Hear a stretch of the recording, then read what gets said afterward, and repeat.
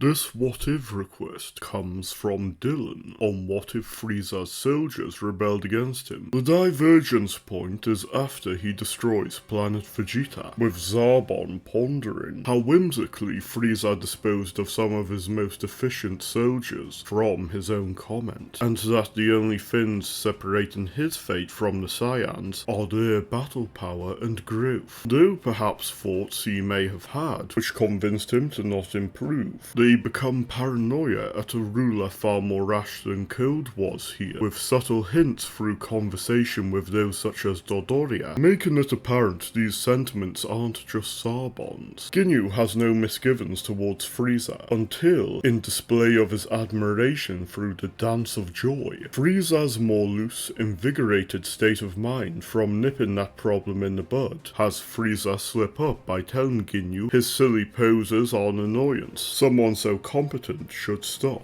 This utter betrayal has Ginyu change his tone and be on board with rebellion, planning out his method of doing so. Gathering the rest of the Ginyu Tokusentai, they meet with Frieza, where Ginyu immediately prepares a body change while good of Frieza's time and holds his breath as best he can to grab Frieza to loosen his guard and having Ginyu succeed in taking Frieza's body, Ginyu then getting rid of his former master. Though Ginyu continues playing the role of Frieza and has Geese take over as commander of the Tokusentai, Zarbon and Dodoria's great experience managing business have them act as joint shadow rulers. Their different personalities and new authority have both become more hostile towards the other over time, with them attempting to persuade soldiers to form a coup against the other to gain complete control. Many of the less bright brutes side with Dodoria, but Zarbon's greater charisma, battle power, and leadership beyond physical might brings far more to his side by enough the coup is over before it can truly begin, and Dodoria cedes complete authority to Zarbon. As Vegeta continues becoming stronger while growing up, Zarbon starts to understand how Frieza felt, but is determined not to be caught in a cycle of rebellion if he gets rid of them, instead returning to his homeworld now and then to hone his skills more, or having Ginyu provide time to spar with him, eventually becoming strong enough to surpass the Geese Tokusentai. He also chooses to limit the Saiyan's potential even more than Frieza did, by sending them on very low-level missions to ensure they never surpass him without relying on becoming Ozaru. The frustrating cycle has Raditz ponder on what happened to his brother, and perhaps Earth may make a worthy conquest, or an obscure enough hideout to finally escape Zarbon. Raditz is frustrated enough by Goku's attitude that he doesn't change course, and events continue as usual until Goku vs Vegeta, where Vegeta's potential has been limited enough that a 2x Kaioken is enough to match him, and the damage taken from the 4x Kaioken Kamehameha is enough to force Vegeta to retreat, with Goku letting him go. The main change with the trip to Namek is Goku being able to join everyone, though still not fully healed. Nobody prepared for what is believed to be Frieza's invasion, with Ginyu fulfilling Zarbon's orders. Goku is capable of joining Kuririn and Gohan as they succeed in saving Dende, despite Goku not being at full speed, with Dodoria's chase being delayed through Zarbon having to tell him, with Ginyu not being as quick to make decisions as Frieza. The main differences are that Vegeta's Saiyan power has only made him Dodoria's equal, with him having to transform into an Ozaru to defeat him, and not getting confirmation on Frieza destroying Planet Vegeta. He makes no moves against Zarbon or Frieza, only making his moves when sensing two smaller ki flare up. Meanwhile, Buruma gets word that Muten Roshi will be delivering Senzu in the capsule ship in 6 days, with Goku and Gohan getting their potential unlocked, but putting forth enough ki in their desperation for Vegeta to go after them. His fatigue from stress without any time in the medical machine is enough for them to get their potential unlocked before he catches up, at which point he requests they ally against Frieza. Kuririn is quick to refute it, calling out Vegeta changing changing his tune when at a disadvantage against them. But Goku approves when no more help is necessary with his current limit of 4 times Kaioken, still not be enough to defeat Frieza. The Tokusentai then track the Dragon Team down to near the Saichoro's house, forcing Nail to help out. Goku's unlocked potential, having brought him to the same level of ki as his gravity training, leads to Vegeta getting rid of Gurda, Rikum and Bata as usual. Geese doesn't escape though, with Nail being fresh enough to prevent his escape, and lands a fatal blow once Gohan and Kuririn join in. It's after this that Roshi arrives with enough Senzu. Vegeta then tells Goku of the Saiyan power, and requests to use 2 of the Senzu to have them fatally injure each other in order to utilize it, saving the 3rd just in case, and seeing Gohan as too inexperienced. Not having gone through the same methods to cultivate his S-cells prevents Goku from reaching the same heights as he normally would, only reaching a battle power of about 450,000, whereas Vegeta isn't too much more than 100,000. Goku has confidence in Kaioken being enough that they go to Frieza's ship, Goku facing Ginyu while Vegeta fights Zarbon. Vegeta is at a disadvantage once Zarbon transforms, but Gohan, Kuririn and Nail stepping in is enough for Vegeta to injure him with a Yad